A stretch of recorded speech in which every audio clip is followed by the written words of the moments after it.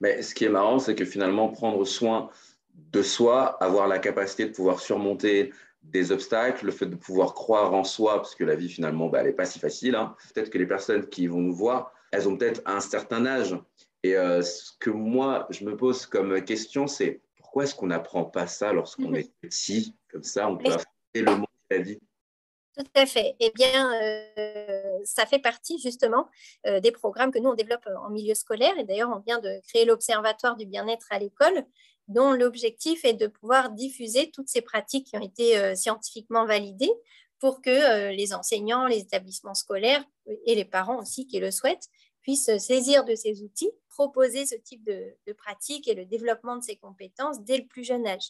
Donc, par exemple, pendant la période de confinement, on avait aussi créé une plateforme Internet qui s'appelle COVIDEL, AILES, sur laquelle on a mis plein d'outils de développement des compétences psychosociales, dont donc des kits pour chaque âge et un kit pour les enseignants, pour les familles, etc., pour que tout le monde finalement puisse se saisir de ces outils et les développer dès le plus jeune âge. Et il y a eu d'ailleurs un engouement très fort pour ces pratiques. Hein. Dès le premier mois, il y a eu 15 000 téléchargements de la part d'enseignants.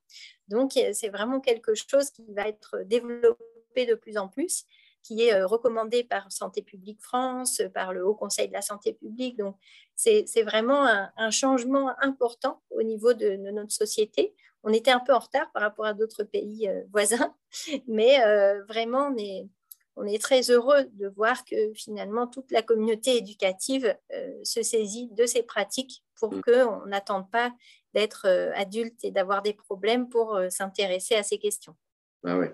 Tant qu'à faire, finalement, ça peut même revenir à faire de la prévention. C'est ça, c'est de la prévention. Alors, nous, on appelle ça promotion de la santé mentale parce que prévention, c'est plus par rapport à un problème en particulier. On va prévenir les risques d'addiction, les risques de dépression.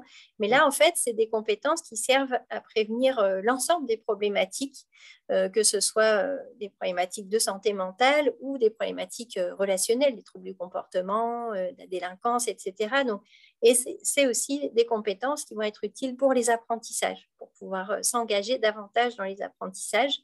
Donc, c'est vraiment nécessaire pour tous ces champs-là. Et du coup, par rapport au cadre scolaire, en quoi est-ce que ça va vraiment aider de développer ces compétences? Alors, ça va aider à plusieurs niveaux, puisque d'une part, ce qu'on constate aujourd'hui par rapport aux problématiques qu'on peut observer dans l'éducation nationale, c'est d'une part un épuisement du côté des enseignants, donc beaucoup de difficultés, plus de burn-out que d'habitude dans ce secteur, et donc des besoins aussi au niveau des enseignants de pouvoir prendre soin d'eux-mêmes, même si il y a bien sûr besoin de travailler du côté de l'institution pour qu'il y ait plus d'enseignants, plus de soutien aux enseignants dans ce contexte.